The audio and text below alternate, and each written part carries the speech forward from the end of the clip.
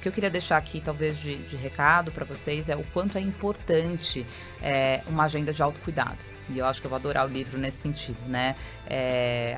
Parece um ensinamento que a gente acha muito, muito básico, né? Mas quando a gente está no avião, não é coloque a máscara em você, depois ajude quem está ao seu lado. Não tem como a gente ser uma boa líder dentro da companhia, uma boa mãe, uma boa esposa, né? Se a gente não tiver um olhar realmente. Eu espero viver, eu tenho esse meu propósito, meu sonho. A minha família é muito longeva, a minha avó e a minha bisavó viveram até os 104 anos. Olha só. Com muita saúde, pessoas assim com 104 anos, falam, meu Deus, que exemplo de vida. Você ouve agora o IPOcast, o podcast do IPO Brasil. O IPO é uma comunidade global de executivos e empreendedores extraordinários com mais de 30 mil membros no mundo. Aqui, toda semana você conhece uma nova história de vida e carreira dos nossos membros. Este episódio é em parceria com o Exame e patrocinado pelo Grupo Boticário, Comerc Energia e Copenhagen.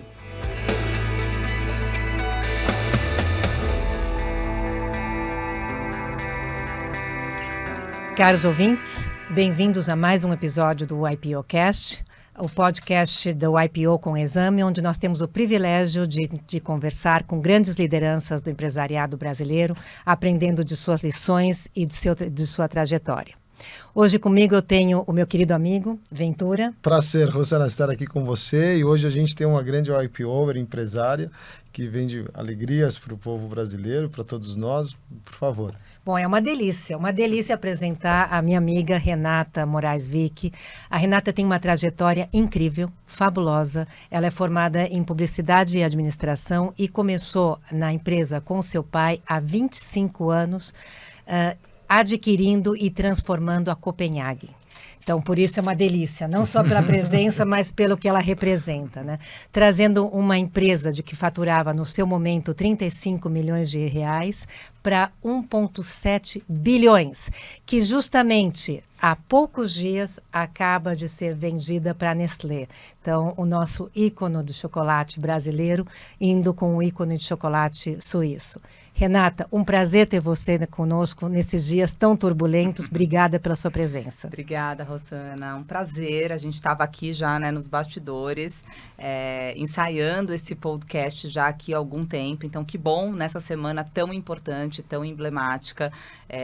Eu, como membro do IPO, também fico contente de poder compartilhar um pouquinho da minha história, onde tudo começou, da trajetória da minha família e chegando agora, claro, sem dúvida nenhuma, num movimento completamente inusitado e muito importante para o nosso setor como um todo. Então, são 25 anos de história com muito chocolate nas veias, com muitas realizações, com muitos aprendizados durante todas essas... São quase 3 décadas, né, à frente de grandes indústrias de chocolate, Copenhagen, Brasil Cacau, Cop Coffee, fui CEO de Lindt no Brasil por alguns anos e agora começo uma nova trajetória muito feliz, muito orgulhosa com a Nestlé. Imagina, 25 anos comendo chocolate e ela magrinha desse jeito. eu teria que estar com a boca trancada. Olha, antes da gente começar o nosso bate-papo, que eu tenho certeza que vai ser muito gostoso, eu tenho uma boa notícia, porque todo mundo fica ansioso quando a gente vai falar de história de chocolate. A boa notícia que eu tenho é... pode comer chocolate todos os dias. E eu vou contar para vocês como que a gente pode comer chocolate todos os dias. Porque essa é a pergunta que todo mundo me faz. Esse vai ser o podcast mais ouvido pelas mulheres na história. O mais alegre, né? Quem não gosta de chocolate todos os dias, né, Rosana? Ótimo. Mas é possível sim, porque em 2019 nós lançamos uma plataforma de saudabilidade com um chocolate 100% clean label, que é zero adição de açúcar, altíssima concentração de cacau 70%. Também um chocolate que atende celíacos, não apenas diabéticos, por não ter adição de açúcar, mas celíacos, porque é um chocolate sem glúten, e também os intolerantes à lactose. Então, por exemplo, na minha dieta, está prescrito todos os dias 30 gramas de So Good, como uma fonte de gordura boa. Da mesma forma como a gente come a castanha, o abacate, azeite de oliva. Né, o azeite de oliva. Eu tenho uma rotina de treino muito intensa, então eu preciso da gordura como fonte de energia, e a gordura boa é incrível, né? E o chocolate So Good é um chocolate que pode ser inserido todos os dias na rotina. Você tem subscription? Subscription. Fantástico. Bom, então vamos começar contando um pouco da Renata, né? Antes da gente entrar na trajetória profissional. Conta um pouco da sua história, da onde você vem, quais são suas origens, né? Eu adoro contar essa história, Rô, porque eu acho que tudo que a gente constrói, tudo que a gente deixa de legado, sem dúvida nenhuma, vem da base familiar, né? Hoje, como mãe também, né? Tenho um filho de 16 anos, eu vejo o quão importante é ter conseguido prover para ele também uma estrutura familiar muito estável, né? E com valores muito sólidos. Então, eu sou filha única, os meus pais levaram 10 anos para conseguir engravidar, então eu fui uma filha muito esperada, muito desejada, e o meu pai sempre foi um grande empresário, o meu grande mentor até hoje, a minha inspiração de vida, sem dúvida nenhuma, e pelo fato, né, dele ter começado a trajetória profissional dele sempre com muita luta, sempre dentro de um ambiente onde nada vinha por sorte, tudo vinha com muito esforço, ele tem isso também na história dele, né, muito enraizado, da necessidade de ser intencional em tudo que a gente busca. E eu, graças a Deus, tive essa grande referência dentro de casa, de disciplina, acima de tudo, né, de muita resiliência, porque eu brinco que o empreendedor tem dor no nome, né, então dói crescer. A gente tem que saber que quando a gente quer ser empreendedor, a gente precisa aceitar que vão existir os calos do crescimento. E eu me orgulho hoje, Rô, de dizer que e eu acho muito difícil, inclusive, hoje em dia, né, a gente aqui com o desafio da nossa nova geração, conseguir propiciar para eles a mesma condição que eu, falando por mim aqui, tive, de ser uma educação extremamente rígida e meritocrata.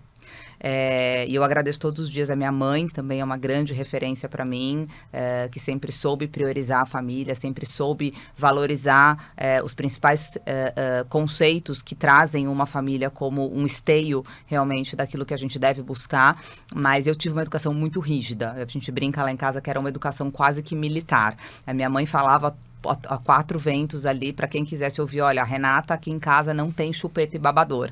A gente vai dificultar a vida dela, e eu acho que isso até, a gente vai conversar um pouquinho mais para frente sobre a importância da mulher no mercado de trabalho.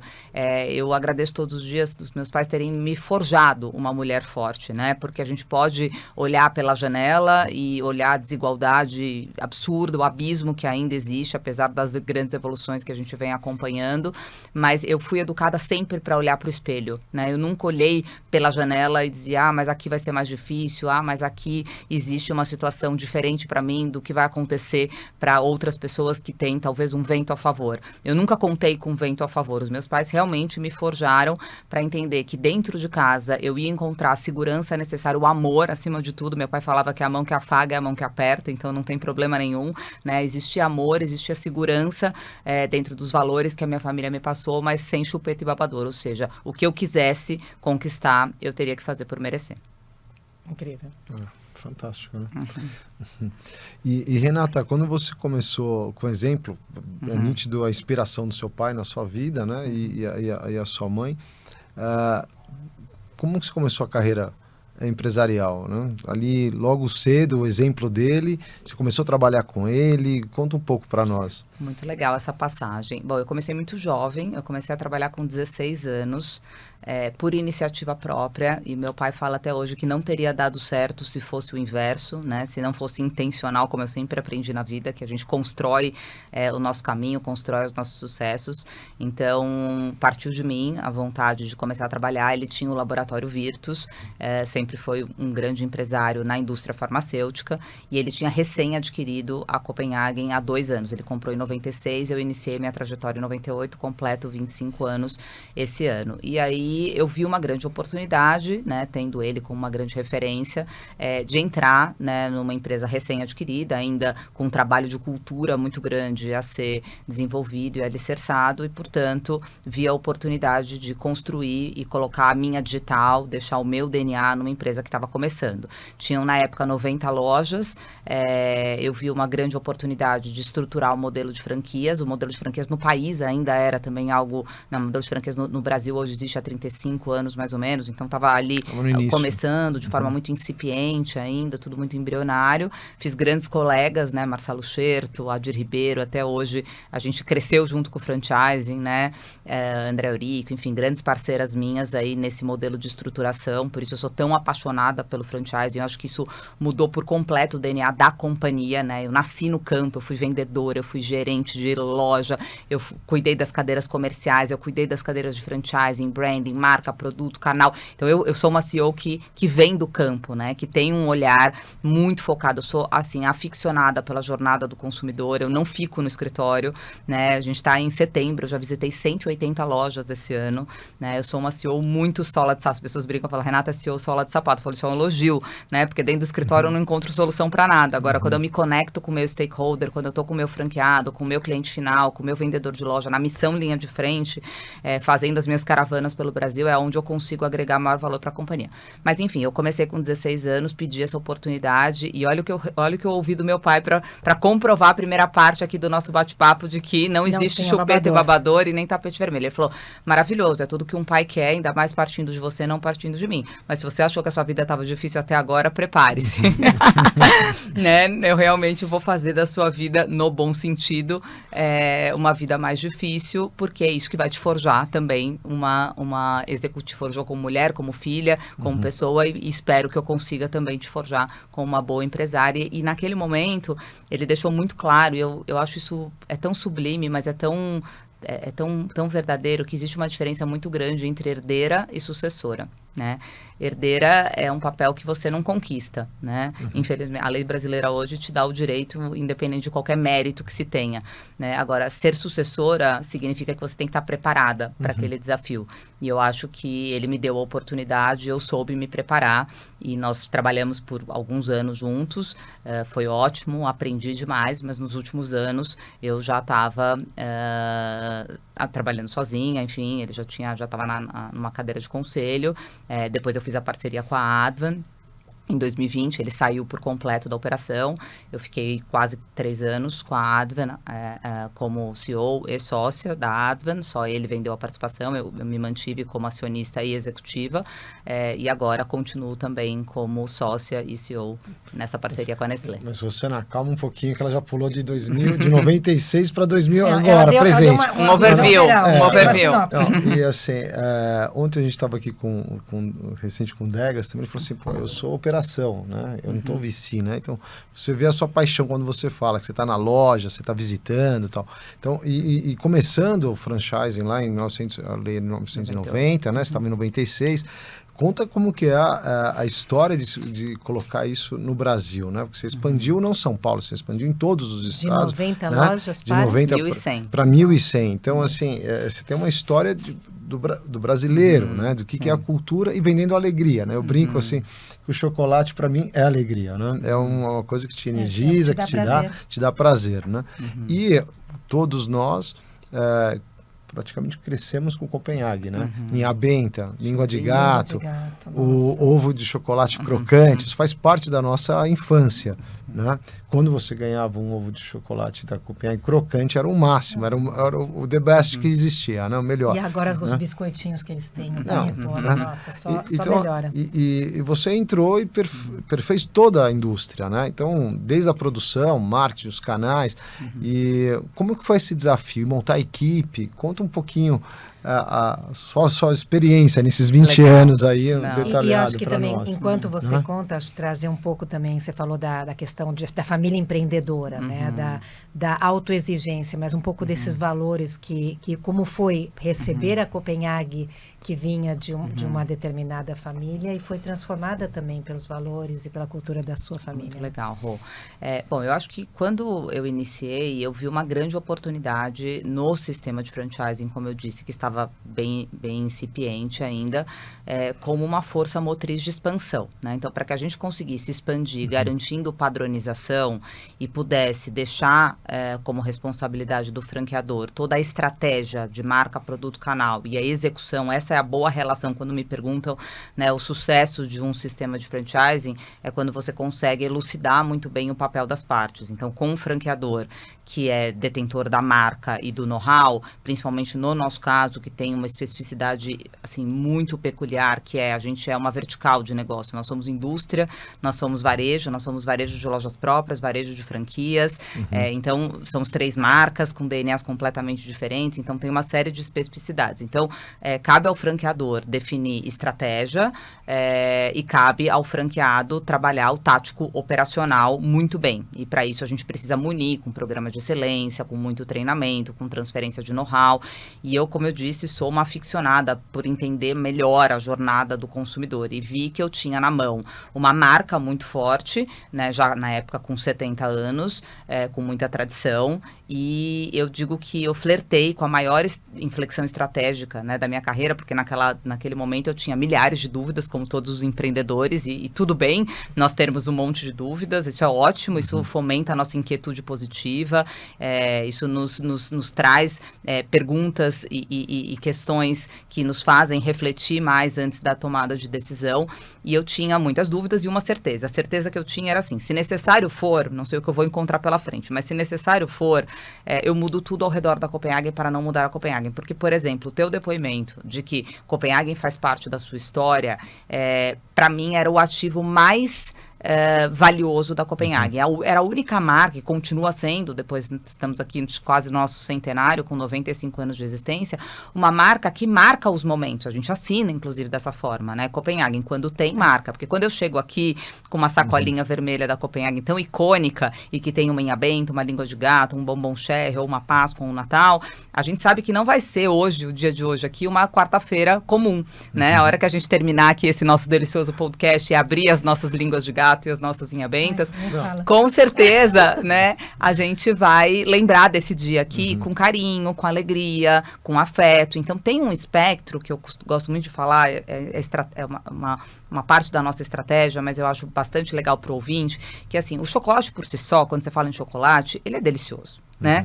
Então, assim, o chocolate é gustativo, ele cumpre o papel de indulgência, ele te conforta. Claro que comer um doce em geral, o chocolate em geral é gostoso, mas quando você tem uma marca como Copenhagen, você amplia o espectro de atuação mercadológico dessa marca, e aí esses aspectos que seriam mais funcionais, que chega até a ser banal, se a gente parar para pensar, comi, saciei a minha vontade e terminou, né? Ponto final.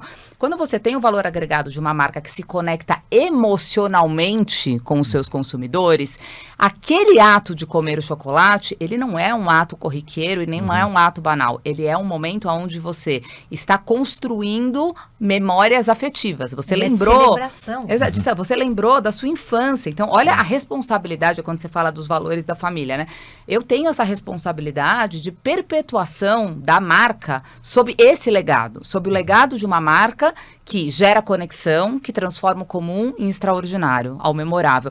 Então, o que eu fiz naquele momento, né, foi como é que eu consigo fazer a expansão dessa marca, garantindo padronização, levando para todo o Brasil, chegando a mais de 1000 lojas, sem que a gente perca a artesania. Então, hoje, se vocês forem na nossa fábrica, é a coisa mais linda, porque, assim, a fábrica é... meu grande orgulho, assim, é state of the art, realmente é uma fábrica, uma planta em Extrema, sul de Minas, maravilhosa, com altíssima tecnologia, ao mesmo tempo, por isso que ela é linda, porque eu tenho lá um equipamento, por exemplo, como linha Biller, linha Oca, que fazem milhões de trufas por minuto, e ao lado a gente tem uma cozinha artesanal, fazendo bombom Cherry Brand 1 a 1 à mão. A gente leva de 12 a 14 dias para fazer um bombom. São artesãs fazendo... Quando você... Por que essa dicotomia de alta tecnologia? Para manter, a gente tem uma frase emblemática, eu convido vocês a irem lá no nosso escritório, que é uma aspas minha, que eu falo que é assim, o papel do precursor, nós somos precursores, né? Não existia o hábito de se consumir chocolate em loja especializada. O que eu criei foi, as pessoas deixaram de consumir no supermercado e entenderam que existia uma boutique de chocolate. A gente criou um canal completamente diferente para você consumir chocolate. Então, quando você é precursor, você muda o hábito do consumidor, você traz um chocolate de outra qualidade, eu digo que a inovação do precursor é assim, traga novidades, mas não mexa na minha benta.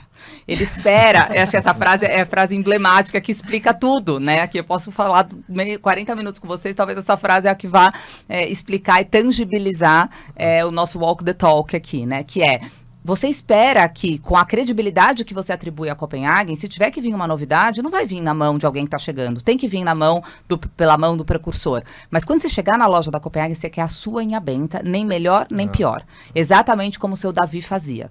E a gente produz as mesmas receitas desde 1928. Então, não tem tecnologia que substitua o bombom sherry, mas tem alta tecnologia para fazer trufa para Brasil Cacau. E tá tudo bem. Então, é uma fábrica que tem um pouco dessa mescla entre altíssima tecnologia e preservação da tradição da Copenhagen nos seus clássicos. Já fica aqui a curiosidade e o convite aqui. Convidadíssimos. Para a gente fazer um learning e de visita lá. Vou acionar o time. Sair daqui marcando, mas eu não vou nem escuro, porque se a gente colocar isso no podcast, vai vir um monte de comentários pedindo para ir junto. Não, já vou falar para o learning aqui, fazer uma excursão até extrema. Vamos lá. Eu já fico pedido no ar aqui já, Renata, você. E dentro dessa trajetória de 25 anos, como é que você define quais foram, já que a gente está falando de momentos icônicos da Copenhagen, quais foram os momentos icônicos para você? Né? Quais foram os momentos em que você sentiu essas inflexões? Eu lembro de há poucos anos atrás, que a gente conversou bastante, mas são muitos anos, né? Então, sim. Que momentos... E a gente acabou de viver né? Então, já estou sabendo de 2, mas nessa trajetória... Olha, Rô, com certeza, sem sombra de dúvida, sem ter medo aqui de titubear na minha resposta, foi ter tido o privilégio e a enorme responsabilidade de fundar a Brasil Cacau. Essa foi a maior inflexão estratégica da minha carreira, faria novamente, porque vocês imaginam que a gente escolheu o caminho mais difícil, né? Como eu disse, mudar tudo ao redor da Copenhagen para não mudar a Copenhagen. Então, naquele momento, década de 2000, 2008, 2009, existia, a gente estava num momento econômico bastante favorável, existia uma demanda da classe BC por produtos de qualidade, a gente educou o consumidor do mainstream, do supermercado, a entender o que era boutique, mas a Copenhagen era inacessível. A Copenhagen não tinha, e não tem, e não terá nunca, tem aqui o meu compromisso, enquanto eu permanecer nessa companhia, nenhum objetivo de gerar elasticidade no posicionamento da nossa marca. Esse é o nosso maior ativo. Copenhagen está no seu lugar e assim permanecerá. Eu sou ousada como empreendedora, mas muito inflexível no que tange o posicionamento das minhas marcas. Isso passa muita segurança para todos os meus stakeholders, principalmente os meus franqueados. Eles confiam muito no meu trabalho, na minha visão estratégica, na minha visão de futuro.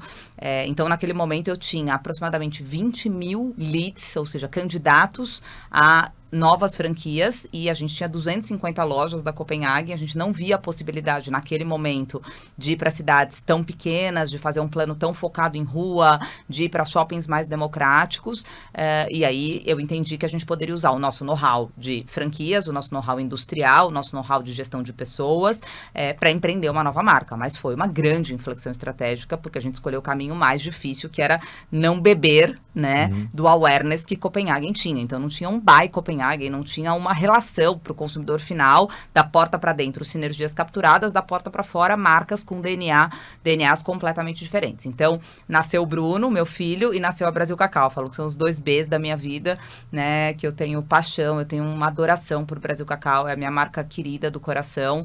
Hoje, o Brasil Cacau já tem 420 lojas, com 15 anos de marca, uma marca jovem, né, com um posicionamento muito claro de democratizar o chocolate de qualidade no Brasil. É um chocolate de altíssima qualidade, sem nenhum tipo de gordura hidrogenada, com um processo de fabricação que leva 20 horas, o processo de conchagem. Então, traz realmente uma cremosidade, um ponto de derretimento incrível para o chocolate da Brasil Cacau, com produtos muito icônicos, como trufas, e, enfim, outros que são muito icônicos de Brasil Cacau. E é uma avenida muito prominente. A gente ainda tem mais 1.200 lojas no plano de expansão para abrir de Brasil Cacau. E mais 800 lojas de Copenhagen. Então, foi a grande inflexão estratégica da minha carreira. Depois da chegada de Cop Coffee, então eu vivi, né, como empresária, empreendedora, executiva, esse tecido um pouco mais diverso de dar sequência a uma história de sucesso, né, e flertar com inflexões importantes, como foi o caso da Copenhagen, e empreender.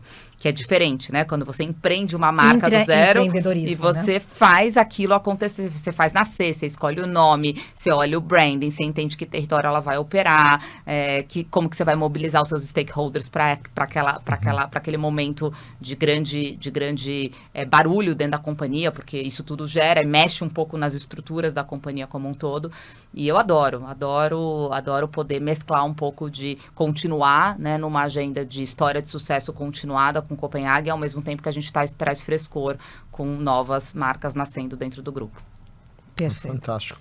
E você tocou num ponto, Renata, do tamanho do mercado brasileiro, né? Quando você fala, tem mais tantas lojas e tal. E eu fico imaginando aqui, ouvindo, né? Todo o chain do cacau, né? A fruta do cacau, onde ela é produzida, como você transforma isso. Pode falar um pouquinho para a gente como que é o mercado brasileiro, o tamanho? Aí você mencionou futuro, né? Eu acho que... Então, antes de falar do futuro um pouco, e depois a gente tem outros assuntos de management, liderança, tem muita coisa aqui curiosa, né? Qual o tamanho do mercado? Qual é a penetração que você tem de lojas? A gente tem 5.500 cidades, então, eu fico imaginando assim no varejo, né? Pelo menos tem 5.500 possibilidades de lojas aí, né? Fala um pouquinho para nós. Nós estamos presentes em todos os estados brasileiros, então realmente é uma marca nacional.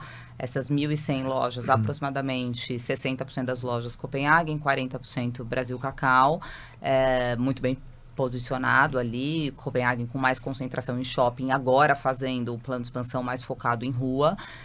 A gente está indo muito bem em cidades precursoras, então fica aqui também, enfim, quem tem interesse de ser franqueados, a gente está com um plano de expansão hoje bastante agressivo. Fizemos aproximadamente 500 inaugurações das nossas 1.100 lojas. Nós fizemos 500 inaugurações nos últimos 3 anos. Foi realmente um grande case. A gente entregou o plano de 5 anos, quando a gente fez a venda da companhia para a Advan em 3, né? Então, foi realmente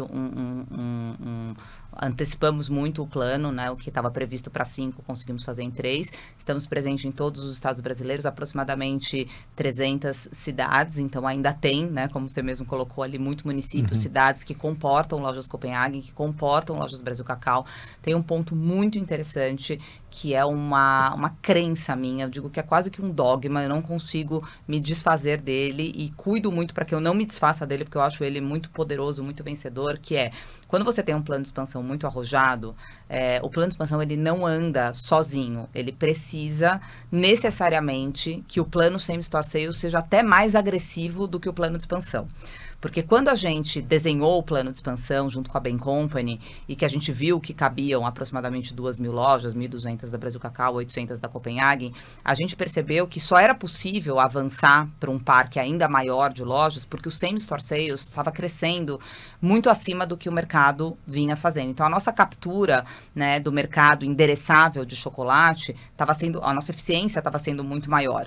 Então, a gente não abre mão, é meta da CEO até o analista, né? Então, todo mundo dentro da companhia, e fala um pouco de cultura, de como que a gente drive os resultados da companhia, tem meta de same-store sales. Não existe abrir uma nova loja, aí a indústria, né, ou o franqueador tem um parque maior, tem mais sell-in, cresce de forma significativa, enquanto o nosso franqueado, que é o nosso primeiro cliente, não tem possibilidade de crescer o same-store sales. Então, veio uma agenda muito propulsora de same-store sales para a captura dentro de um mercado endereçável, que hoje o Brasil tem um per capita ainda de chocolate muito baixo, né? Quando a gente compara com países europeus. O que seria isso? A gente é o fica entre terceiro e quinto maior consumidor, mas muito longe no per capita. O nosso per capita é 2,4 quilos ano, tá? Contra 8, mais ou menos, quilos ano dos países. Mas tem uma série de fatores, né? Tem a questão econômica, tem a questão também de sermos um país mais tropical. Então, por exemplo, o dia de hoje, esse friozinho, com essa chuvinha,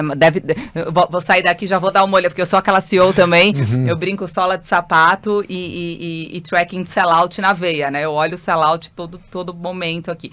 Então, o país tropical também, ele tem, por si só, uma condição menos favorável, vamos dizer assim, do que um país onde você tem meses mais frios, né? Então, a Suíça, por exemplo, é um país, o Reino Unido, etc., onde você consegue ter um consumo de chocolate maior. Mas essa vertente do same-store sales eu gosto de falar, né, sempre que me perguntam, porque, de fato, pra gente é muito importante. Aí, o que vem nessa vertente do same-store sales? Vem todo o programa que a gente fez de e-commerce omnichannel, né? Então, hoje, a gente está muito estruturado, as lojas cresceram aproximadamente 20%, o faturamento same-store sales, porque agora elas vendem também no digital, elas têm o personal shopper, elas estão plugadas nos aplicativos de delivery, 95%, olha isso, pessoal, 95% de tudo que a gente vende no digital é ship from store. Então, a gente encarou o digital realmente como uma alavanca de crescimento same-store sales. Não é uma alavanca de crescimento para a indústria. A indústria, por consequência, também tem o seu faturamento alavancado, porque como nós somos fornecedores exclusivos dos nossos franqueados, a gente acredita que quanto mais sell-out existe na ponta, mais sell-in vem para a indústria, né? Algo bastante simples de ser compreendido. Mas é uma alavanca de excelência operacional na ponta. Você tem um desafio de logística grande, né? Porque você está distribuindo nessas lojas todas e está com storage ali. Como é que faz a predição disso? Como que é? Não é tão complexo quanto se imagina. Claro que a gente fala que não é tão complexo depois da lição de casa feita, né? Até fazer a lição de casa, claro que se torna mais complexo. Mas assim, hoje a gente tem uma malha logística que a gente atende Brasil todo, semanal, quinzenal e pouquíssimas rotas, só o norte, mensal.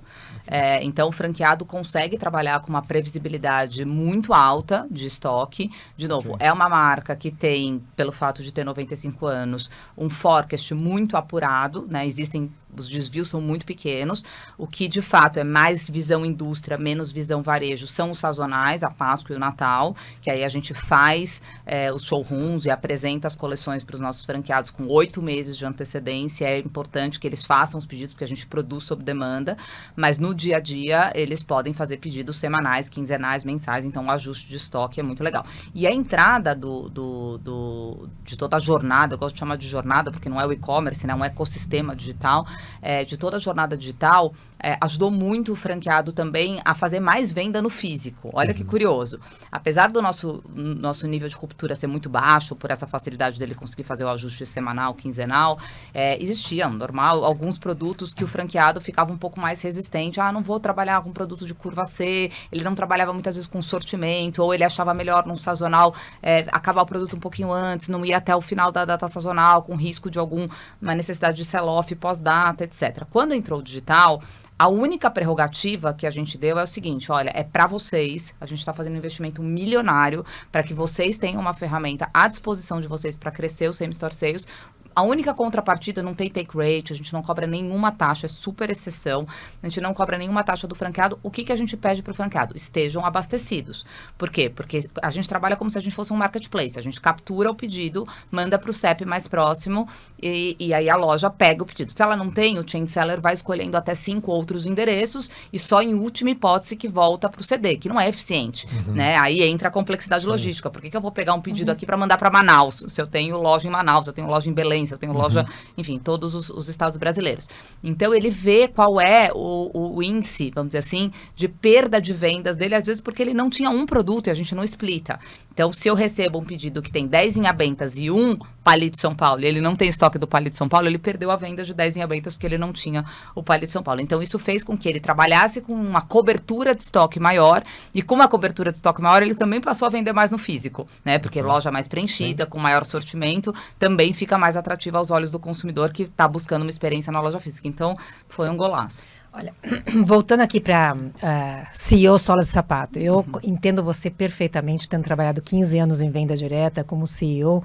Eu sei que, na verdade, o conhecimento do cliente, o conhecimento... No meu caso era revendedor, no teu caso é o franqueado, né, o lojista. Conhecer a realidade deles te faz entender muito mais como montar uma estratégia vencedora, né? Então, indo nesse contexto do conhecimento da realidade de campo e a transformação digital que você fez, que foi num cenário de pandemia, né? Então, assim... Páscoa em pandemia. Páscoa em pandemia. Foi março em pandemia. 2 anos consecutivos. Trabalhando com a questão de loja, né? Então, assim, focado em loja física, que estavam fechadas, porque os supermercados estavam abertos, mas as lojas físicas estavam fechadas, né? Um produto supérfluo. Sim. A gente não vai dizer... Luciana, na pandemia era extremamente necessário. Todo mundo quer chocolate. Antidepressivo. O per A capita pessoa falava explodiu. muito do vinho, né? Mas também chocolate. Mas o per capita explodiu, né? O consumo ali. Mas no meio de toda essa crise, né? Que poderia ter sido uma tremenda crise, eu conhecendo um pouco os bastidores pela nossa amizade, né, Renata? Eu sei que ela fez desse limão super azedo uma limonada com chocolate ainda por cima, né? Então conta um pouco essa história, né? Como você conseguiu reverter a situação a partir do seu conhecimento da jornada do cliente, da jornada do franqueado, né? Também. Muito, muito legal. Vou contar uma história que eu acho que eu ainda não contei para nenhum podcast. Opa, que tal essa? Plim, plim, exclusiva. Mas assim, olha o que é cultura, né? Eu sou realmente muito conectada com o campo e eu valorizo, respeito, agradeço e me empenho muito para retribuir na mesma medida a confiança que eu recebo dos meus franqueados. É uma troca, né? É o win-win. É o ganhar, ganhar. E eu me arrepio de verdade até hoje. Eu falo que é aquele arrepio de quando você sobe no palco até hoje, com 25 a 27 anos, porque eu acompanhei os primeiros 2 anos do meu pai também. Quando um franqueado diz para mim, olhando nos meus olhos, eu confio em você.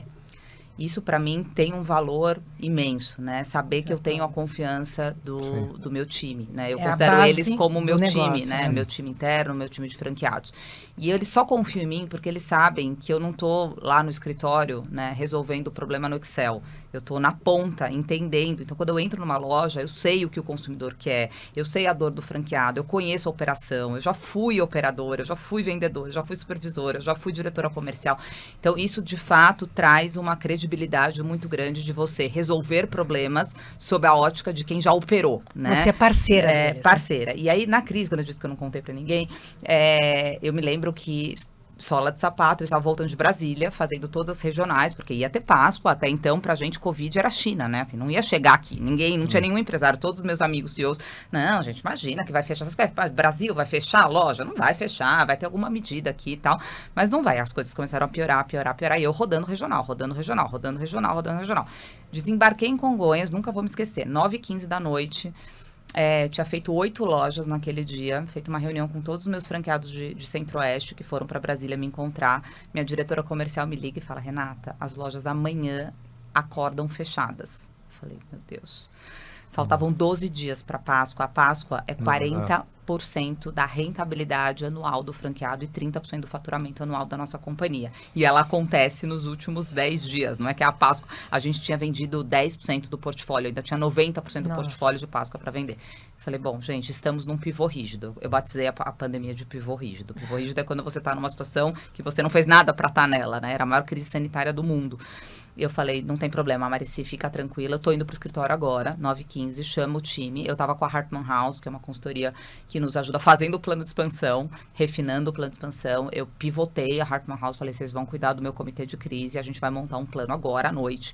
Porque, antes de mais nada, os meus franqueados vão ser os primeiros a sentir de baixar a porta. Isso, para mim, até de uma forma mais simbólica, tinha um peso, né? Eu que sou do varejo, eu que sou varejista. Eu falei assim, imagina se eu entrar na loja, né? Eu que vivo de fluxo, de público, e chegar no dia seguinte eu tiver que fechar a loja com estoque de Páscoa Estocado, né? Eu falei, eu preciso me comunicar com esses meus franqueados. Então, sentamos lá no dia 18, dia 20, 2 dias depois, eu já estava com um plano pronto, me pronunciando para a rede, eu falei para eles o seguinte, essas aspas aqui, eu falei, olha, gente, a gente está diante de um pivô rígido, a maior crise sanitária mundial que a gente já enfrentou, todo mundo com uma série de dúvidas, a gente vai ter que pilotar isso aqui hora a hora, não tem mais plano da semana, não tem plano do mês, a gente vai ter que ter muita flexibilidade e tal para conseguir tocar isso aqui. Eu só quero dizer para vocês de novo, entre muitas dúvidas e uma certeza que a crise vai passar. Com maiores ou menores extensões, a crise vai passar.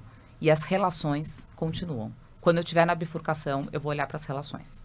Eu vou cuidar das nossas relações. E eu peço para que vocês cuidem das relações que vocês têm com os clientes de vocês, com os shoppings de vocês, com todos os stakeholders que vocês se relacionam. Eu vou cuidar da nossa relação e vocês cuidem das relações que vocês construíram.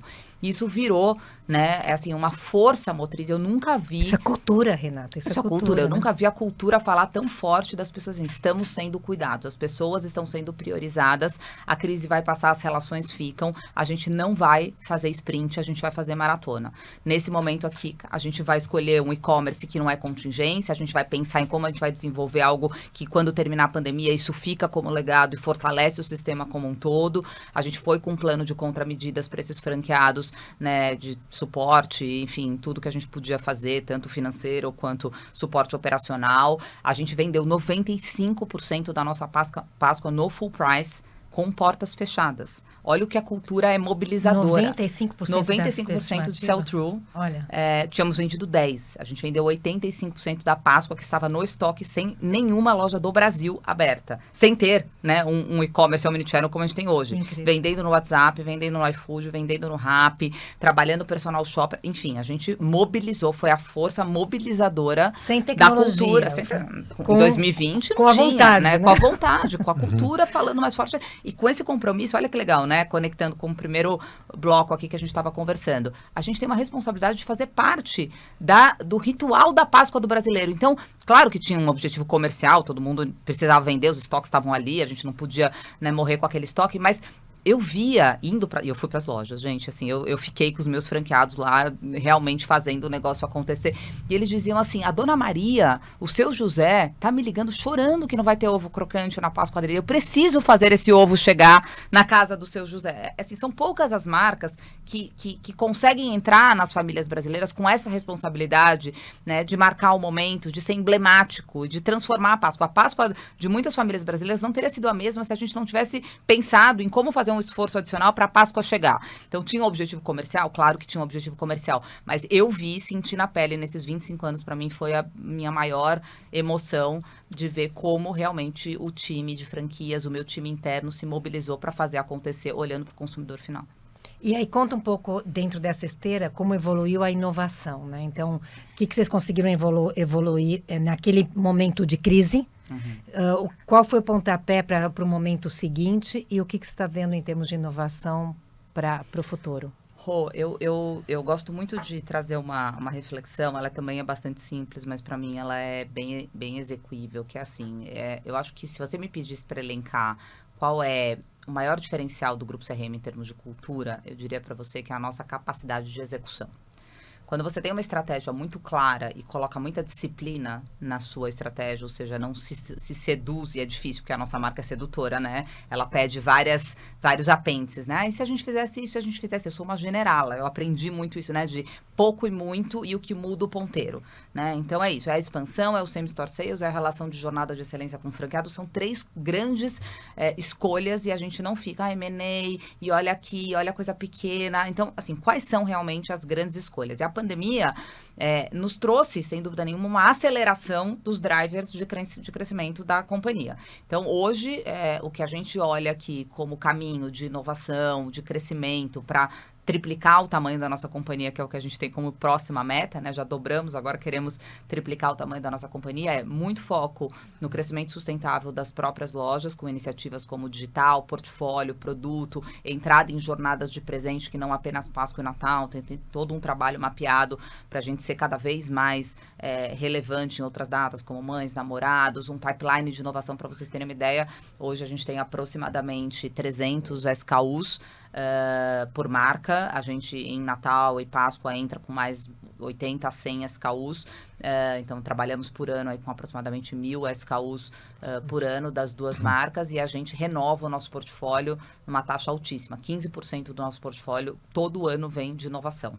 Né? Inovação para a gente é um componente do nosso DNA, né? Faz parte dos nossos valores. Sabor de inovação faz parte dos nossos valores. A gente sabe a nossa responsabilidade. Então, muita inovação na experiência do consumidor, nos produtos que a gente promove, na atitude que a marca tem. Então, por exemplo, o Copenhague, não sei se vocês acompanharam aí mais recentemente, mas agora, por exemplo, na temporada da Inhabenta, que a gente trouxe sabores novos, como banoffee, frutas vermelhas, cappuccino e tal.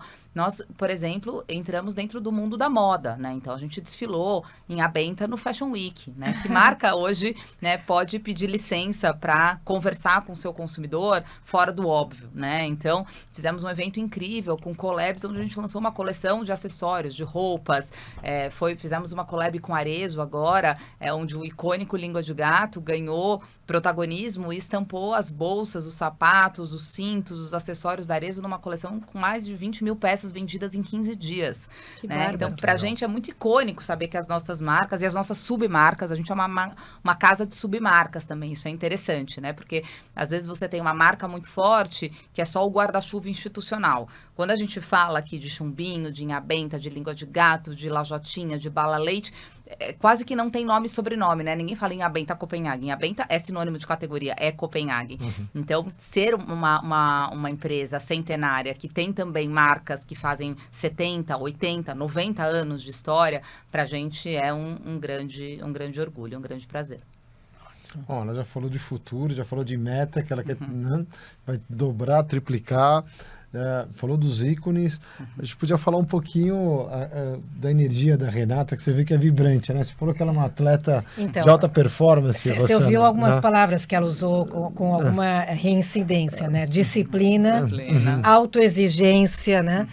Então, acho que isso define muito a Renata como pessoa. Conta um pouco, Rê, de você como pessoa, o que te apaixona, né? E quais são seus hobbies nesse sentido? Bom, eu sou uma pessoa muito simples nos meus hábitos, assim, eu gosto muito brinco do meu petit comité, assim, sou muito família, né, eu só tive o Bruno, então eu falo que os meus meninos, né, o meu marido, o meu filho, sem dúvida nenhuma é aquele meu útero quentinho, né, aquela hora que você volta para casa e tem os meninos ali perto.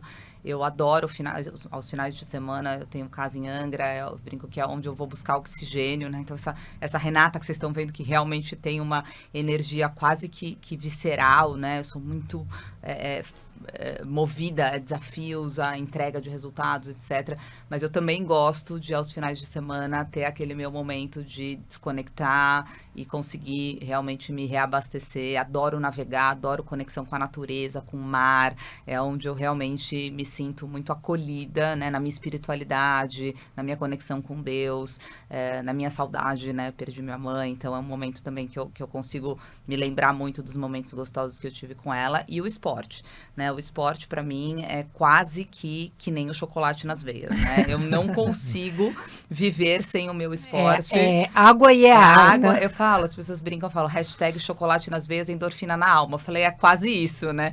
Porque é chocolate nas veias, endorfina na alma. Então, eu faço de 2 a 3 treinos por dia, com muita disciplina, porque realmente a minha rotina de trabalho é muito puxada. Eu começo muito cedo, isso vem desde muito jovem, né? Na época, eu falo hoje para as pessoas que começam a trabalhar comigo, eu falo, gente, o nosso horário de escritório, tô falando só 20 anos atrás, era 7h30 da manhã. Né? A gente começava às 7h30, acabava às 5h30 da tarde. Imagina hoje em dia, né? A gente não consegue acabar nunca às 5h30 da tarde, mas também a gente não começa. Mas eu me habituei, né? Eu comecei com 16 anos, eu fazia 2 faculdades, foi uma loucura a minha vida e tal. Então, eu me habituei a acordar muito cedo. Então, eu acordo todos os dias, 4h40 da manhã.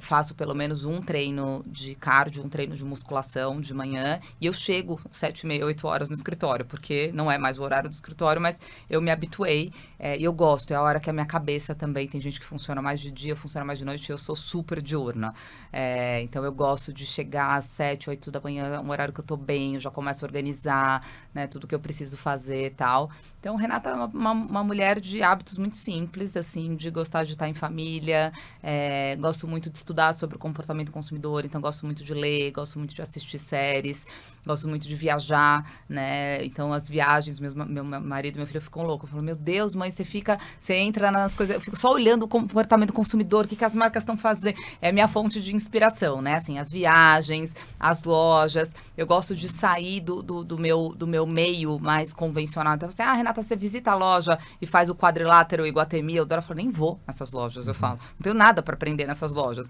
né? Eu pego o final de semana, agora esse final de semana chovendo e tal, eu tava assim, no metrô Santa Cruz. Onde você tá, Renata? Eu falei, tô aqui no Vila Clemente, metrô Santa Cruz, porque eu gosto de olhar o comportamento do consumidor sobre outras óticas, né? Fui para Cuiabá agora, gente, vocês não têm ideia o que é o agro no Centro-Oeste, é um negócio... Cuiabá, 45 graus para vender chocolate, né? Então, quando você vai para dentro e você olha, de novo, no relatório, né? Você olha no relatório, loja número 1, aí você fala, meu Deus, Sorriso, Rondonópolis, aí você fala, onde são essas lojas, né?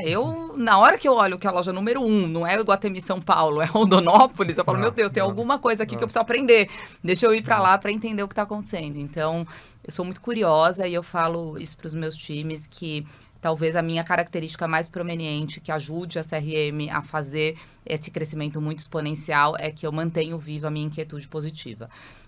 Eu acho que querer aprender, ter humildade, de querer aprender, de ter uma liderança inspiradora, que realmente faz acontecer junto com o time, que tem uma veia executora muito forte, é muito mobilizadora. Você pode falar o que você quiser, né? Agora, a hora que você chegar lá e faz acontecer, e coloca os times, e dá protagonismo para os times fazerem, e coloca os caras como realmente, né, sócios do teu negócio, trata eles como sócio do teu negócio, traz todo mundo realmente para o alinhamento estratégico em comum, isso tem um poder enorme, né? Então... Vamos um pouquinho mais a fundo aí. Você trouxe algumas coisas do seu estilo de liderança, né?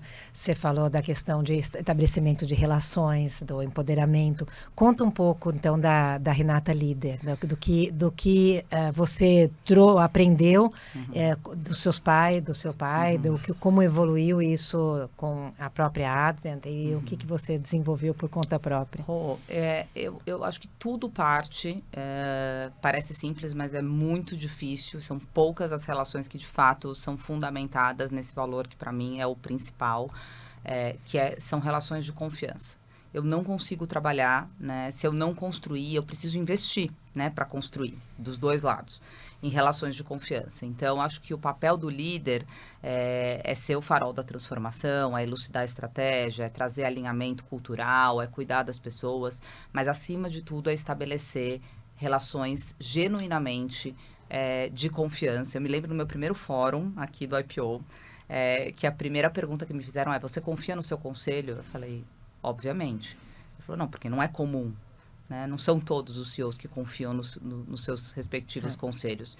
E eu falei, eu não conseguiria trabalhar se eu não confiasse nas pessoas. Então, eu invisto muito em relações de confiança e falo que a minha maior satisfação é ver o meu time realmente brilhar. Então, eu me empenho muito para abrir espaço, para desafiar os meus times. Eu sou uma líder que desafia muito os times dentro das possibilidades. O nosso papel aqui é só maestrar, né? De novo, eu não acredito em times de messes, né?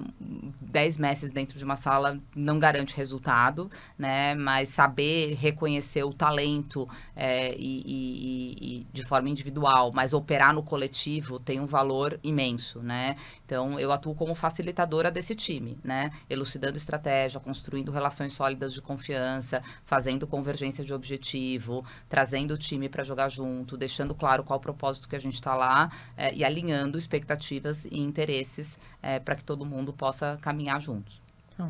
Acho que também a Renata tem que nos contar um pouco a história, porque todos os grandes empresários, eles sonham com o momento de venda do negócio, né? E você viveu isso 2 vezes em pouquíssimos anos, a última justamente há poucos dias atrás. Então, conta um pouco dessa evolução, né? Então, como foi vender uma primeira vez e o que tem para um fundo de investimento e agora para um parceiro estratégico? Eu aprendi com meu pai que o industrial, né, o empresário, ele só, de fato, né, se realiza no momento do evento de liquidez. Mas quando a gente é empreendedor, a gente deixa passar muitos cavalos selados, isso é um fato, né? Eu acho que houve uma mudança muito grande, me colocando aqui como protagonista do negócio. Assim, quando era uma empresa familiar, a gente sempre foi muito assediado, a gente nem olhava, né? A gente nem queria saber qual que era a oportunidade, se isso ia ajudar o negócio a crescer mais, não crescer menos, se era uma boa proposta, se não era uma boa proposta. Eu lembro que meu pai respondia assim, de bate e pronto, assim, eu sou comprador, eu não sou vendedor, né? Eu tô na mão do comprador, não tô na mão do vendedor. Eu quero mais comprar mais marca, fazer o negócio crescer, reinvestir, uma visão de longo prazo completamente diferente. Meu pai fez uma jornada incrível junto comigo, eu sou extremamente grata a tudo que nós construímos juntos. Como eu disse, ele ele foi para o conselho de administração. Então, o primeiro movimento, né, que foi a saída do Celso e a entrada da Advan, foi um movimento intencional e muito positivo. Primeiro que eu admiro imensamente o trabalho da Advan. Eu, particularmente, tive uma experiência excelente com o fundo de Private Equity. Eles me deram, não foi 99%, foi 110% de autonomia para tocar o business. Não tinha nenhum executivo da Advan trabalhando durante esses 3 anos. Eu montei o meu management, eu alinhei as expectativas que eram necessárias, eu priorizei as avenidas de crescimento que eu entendi que para o meu negócio eram importantes. A cultura foi ainda mais enaltecida, não só preservada, como enaltecida. Houve uma convergência de valores absoluta. Então, nós trabalhamos muito bem e formamos realmente um grande case, tanto que conseguimos entregar o plano de 5 anos em 3. A Advan é um fundo realmente muito diferenciado que não tem pressa de sair. Então, o fato deles terem saído em 3 anos, né, nem era tão esperado. A gente sempre trabalhou, continua inclusive agora, nesse momento, entre signing e closing, trabalhando como se a companhia não tivesse data de saída, né, para o fundo. Mas muda, sem dúvida nenhuma, porque em algum momento, com menos pressa ou com mais pressa, né, diferente do empreendedor, diferente da empresa familiar, o fundo tem data para sair, né? Em algum momento, de novo, eles precisam fazer um evento de liquidez. Pode ser um IPO, pode ser a venda para um estratégico e tal. E nesse momento, a gente entendeu que a venda para um estratégico era infinitamente melhor do que a gente, nesse momento, inclusive, com pouquíssimas janelas de IPO. Então, foi um processo competitivo, é importante deixar claro isso, né? Nestlé vence um processo competitivo, foi um processo competitivo. Nós não poderíamos estar mais felizes, porque eu estou vendo de novo uma convergência enorme, né, de valores, empresas centenárias, com marcas incríveis, uma empresa super focada em pessoas. Eu tenho uma admiração incrível pelo Melchior, que é o CEO Brasil. Tive a oportunidade de conhecer Sanjay, tive a oportunidade de conhecer o Schneider, CEO global, veio para o Brasil me conhecer, me fazer essa proposta para que eu continuasse como CEO e como sócia do Grupo CRM. Então, estou vendo uma convergência de valores, estou vendo o mesmo sucesso que foi esses 3 anos na governança, inclusive, que está sendo estabelecida, né? Eu continuo como sócia, é uma empresa standalone, a gente continua tocando o negócio, de novo, tendo Nestlé só no conselho, praticamente sai a Advan e entra a Nestlé nos mesmos moldes de governança, isso trazido pelo Marcelo, né? Que ele viu muito valor na governança que a gente fez, nos resultados que a gente entregou e que estão aqui para que a gente some sinergias intelectuais, com mais conhecimento do consumidor. Estou, assim, aficionada, o quanto eles, né, têm de entendimento do consumidor, eu vou ter acesso a uma série de facilidades que a Nestlé tem em relação ao entendimento profundo do consumidor de chocolates. E são 2 gigantes, né, do chocolate se unindo num capítulo novo dessa história que mexe no setor como um todo. A gente está muito feliz. Não, é uma complementaridade incrível. Complementaridade. Parabéns. Fantástico, história de sucesso, né? Parabéns, Obrigada. parabéns. E, Renata, ela está aqui nos finalmente de horário também, né? Fala rapidinho o IPO, quanto tempo você está, o que influencia na sua vida, na família, para os nossos colegas aí de IPO mesmo, né? Bom, eu tô, se eu não estou enganada, há 2 anos, né? Acho que eu comecei em 2020... final de 2021. Eu fui sua sponsor também. Foi minha sponsor. Eu gosto muito, eu acho que, para mim, particularmente, o mais valioso é o fórum, né? Eu acabo com a minha agenda um pouco mais atribulada, usufruindo menos, apesar de achar incrível toda a programação, tudo que tem, tudo que vocês conseguem trazer realmente de ampliação de rede de networking, dos eventos que vocês organizam, mas eu acabo usufruindo um pouco menos dessa agenda, apesar de achar incrível ficar sempre com água na boca, putz, devia ter ido nesse evento, devia ter ido, né? Então, mas o meu fórum é sagrado, né? Então, acho que são aquelas 4 horas por mês que você realmente se conecta numa relação de confiança, um ambiente muito propício, que você pode trazer as suas vulnerabilidades, que você se sente muito apoiado. Eu tive o privilégio de entrar, né, num grupo sendo a primeira mulher, o que eu acho que espero poder inspirar outras que estão nos ouvindo aqui, né, para que a gente traga mais mulheres. A Rosana é, sem dúvida nenhuma, uma grande inspiração para a gente aqui, tem trazido grandes líderes aqui para fazer parte.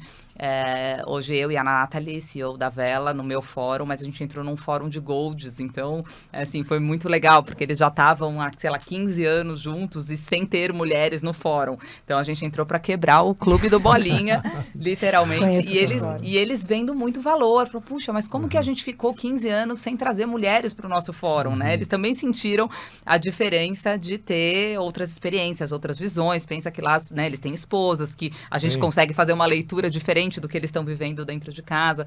Então, eu adoro o meu fórum, acho que é o maior ganho do IPO, é o fórum, com certeza. Que ótimo.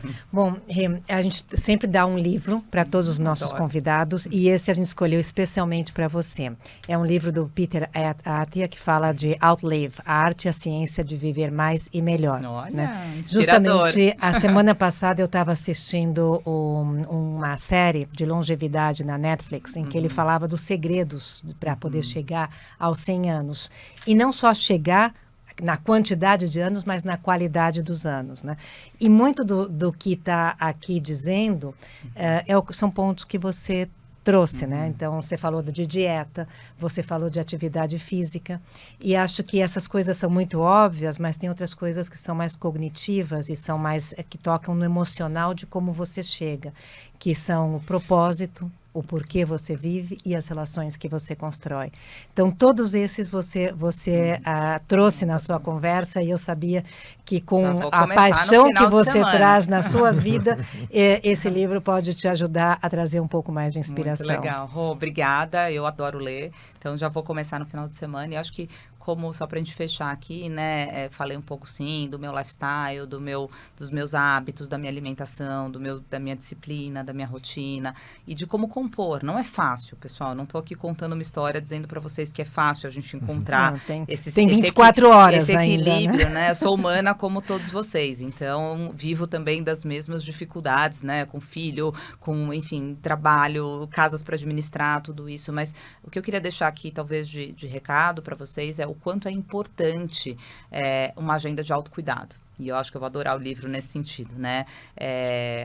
Parece um ensinamento que a gente acha muito, muito básico, né? Mas quando a gente está no avião, não é coloque a máscara em você, depois ajude quem está ao seu lado. Não tem como a gente ser uma boa líder dentro da companhia, uma boa mãe, uma boa esposa, né? Se a gente não tiver um olhar realmente. Eu espero viver, eu tenho esse meu propósito, meu sonho. A minha família é muito longeva, a minha avó e a minha bisavó viveram até os 104 anos. Olha só. Com muita saúde, pessoas assim com 104 anos, falam, meu Deus, que exemplo de vida. E a minha avó dizia assim, que todo aniversário, desde os 90 que a gente comemorava, né? Então 90, gente, vamos comemorar o aniversário da avó, que é 90. Aí quando chegou no 103, né, 104, eu fiz uma pergunta para ela, e olha que linda o que ela me respondeu, super simples, mas muito linda. Ela falou assim, vó, conta pra gente, qual que é o segredo para ter chego nos 104 anos com essa saúde? Ela falou, eu tenho filhos que me deram alegria. As relações. Olha como as relações. A gente começou o nosso papo falando, Renata, me conta um pouquinho, né, do que você recebeu para ser hoje a mulher que você é. E ela disse isso de uma forma tão genuína. Ela falou assim, o que mata, né, as pessoas, as mães, principalmente os pais, é quando a gente vê que os nossos filhos não foram felizes, né? E eu tive filhos muito felizes, filhos que se realizaram, que formaram famílias, que hoje tem vocês, que são os meus bisnetos. Então, eu realmente me empenho muito para ter uma agenda de autocuidado, para ser melhor para o Bruno, para ser melhor para minha equipe, para ser melhor para o mundo, né? A gente tem uma responsabilidade com o mundo e não é egoísmo, pessoal. É importante ter uma agenda de autocuidado, pensando no outro, não só pensando em você. Então, obrigada por ter compartilhado tudo isso com a gente hoje, né? E ter tido esse cuidado também de inspirar não só a gente, como a todos os ouvintes. Um prazer ter você com a gente. Eu que agradeço também, Renata. Continue dando alegria a todos os brasileiros, né? Um chocolate muita gostosura. Por dia, muita gostosura. A dieta complementar já com chocolate já diário. Pode comer todos os dias. E rumo aos 100 anos, né, Rosana? Rumo aos 100. Olha, muito um prazer. Aos 100 de marca já estamos quase chegando. Agora eu preciso ir atrás do rumo celebrar aos meus. Muito. Prazer tê-la aqui conosco, viu? Um excelente dia. Não deixe de escutar os outros episódios do YPOcast, disponível em todas as plataformas de streaming.